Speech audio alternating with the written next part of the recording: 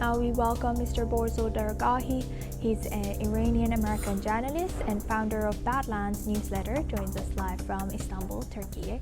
Thank you very much for joining us, Mr. Dargahi.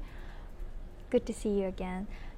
Now, looking at Lebanon's situation, how do you think that Lebanon is coping with this? Do you think that Lebanon is able to protect their sovereignty? And also, how do you analyze the capacity of Israel? Do you think Israel will be able to balance and fight through in all its borders with Lebanon, borders with Syria, borders with other countries, and now with Iran? Well, I think the Lebanese, they've been through this before, and they are not able to defend themselves, and they're definitely too weak to defend their sovereignty against the regional superpower like Israel. I think Israel is also under pressure, though. They are sending troops into southern Lebanon. They won't use this word, but they basically re-invaded southern Lebanon.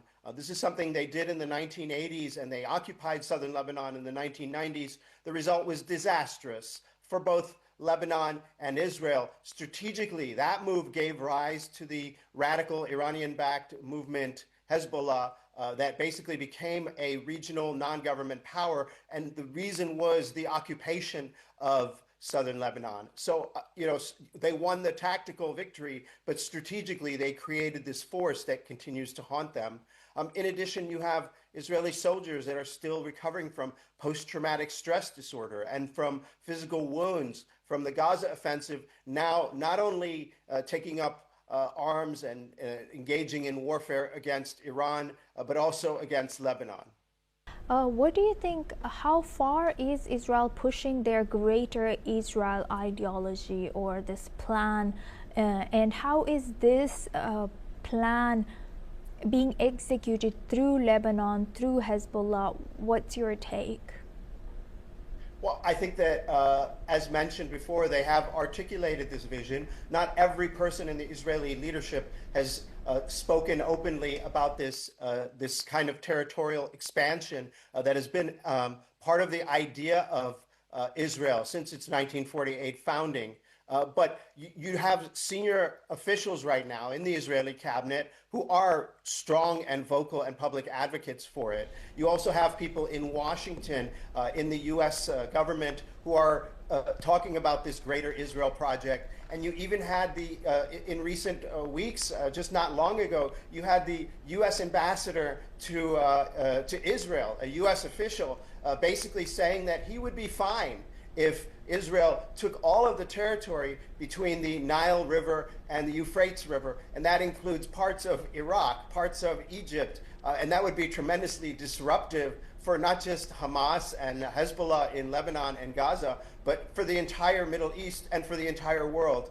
Now, are they going to pursue this plan of Lebensraum, as they some people in the Israeli government want to? That remains unseen, but if governments around the world, that includes the government of India, don't put some kind of brakes on this kind of ambition, yeah, perhaps they will try to do that and destabilize the region even further. How do you think UAE, all the countries that are being hit, who have been host of a US base now, look at US? Do you think they still look at US and hosting US bases in their country as a means to protect themselves, or do you think they now look at it as a burden? I think there's going to be different reactions from the different Gulf countries that are ostensibly in some ways aligned or allied with the United States. Specifically, the UAE has already said, UAE officials have already said that they're going to double down on the US alliance because that is just their way.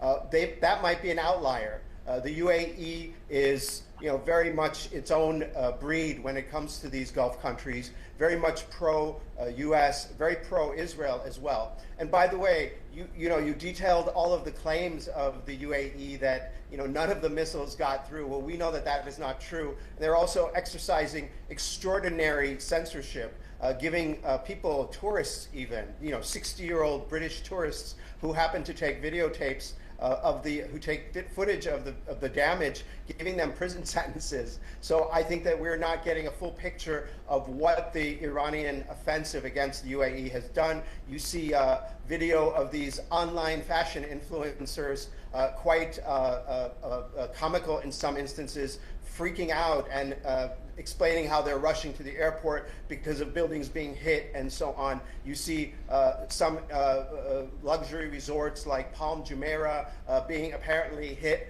by some of the Iranian swarms of drones and so on. I want to just add one little thing. This is about influence, and UAE is one of these little regional powers. One of the side effects, perhaps positive, of this whole operation, this war against Iran that has drawn in the Gulf, is that you have consequences, far-reaching consequences.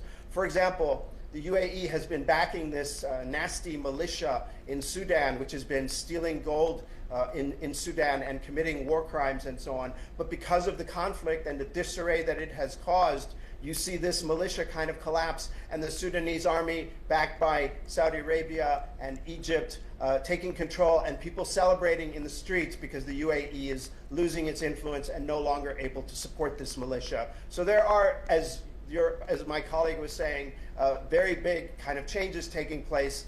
We will have to wait to see how those changes sort out. And talking about big changes, how do you see UAE's relationship with the US moving forward? Do you think this will be changing moving forward? I think that it will be changing in terms of the UAE. I think that they will strengthen their relationship with the US. They will become even closer to Israel. That's just the way the leadership of the UAE thinks. They think of themselves as a little Sparta, different from the rest of the Arab world. The Emiratis consider themselves superior to other people in the region.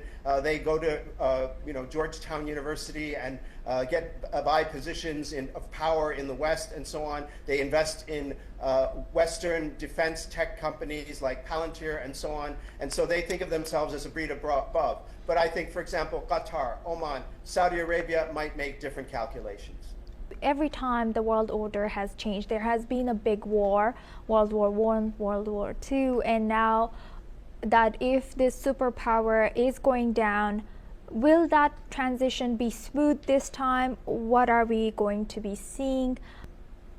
Well, I think those are really big questions, maybe a little bit above my pay grade.